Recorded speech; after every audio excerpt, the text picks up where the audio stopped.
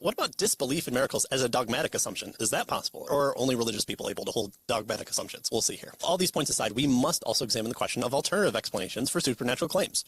I'm crazy wacko Christian. I also hold to this as well. We should look at alternative explanations for supernatural claims. As extra normal phenomena need not be construed as divinely or even supernaturally caused simply because those who experience it so interpret it. Scholars working from a variety of all religious and philosophical assumptions may recognize the validity of claims about events, say spontaneous remission of a disease, without necessarily accepting the claimant's interpretation of events, say of divine healing. So again, the example I brought up of the pastor with the voice issue. It seems very interesting that it's happening during the sermon. It's happening at almost the peak of the sermon on God's sovereignty. And then it happens there, maybe by some evolutionary factor. It all of a sudden is spontaneously brought into this type of remission. But the interpretation and the actual events do operate on two different levels as well. Right. Some events offer more compelling evidence for supernatural activity than others, but where one places the bar depends in great measure on one's initial assumptions. It's almost like a recurring factor here. And so it tells us that views about whether any intelligence exists outside of nature are interpretations, not data, hence belonging to a different sphere of reasoning than purely empirical scientific expert converge. So here, whether or not an intelligence exists outside of nature is an interpretation of the things that we observe. Those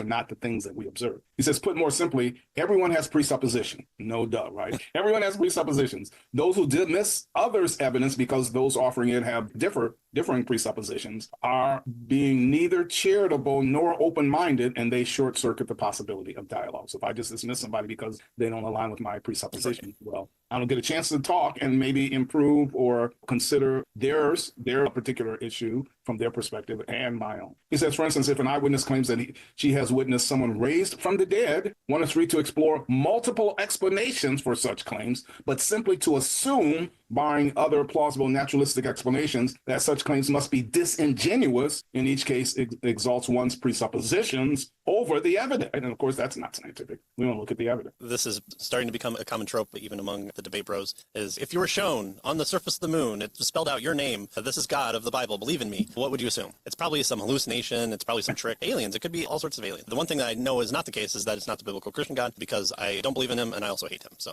I'm being facetious there. Sometimes shoe and the mirror fits. An element of truth in a lot of this.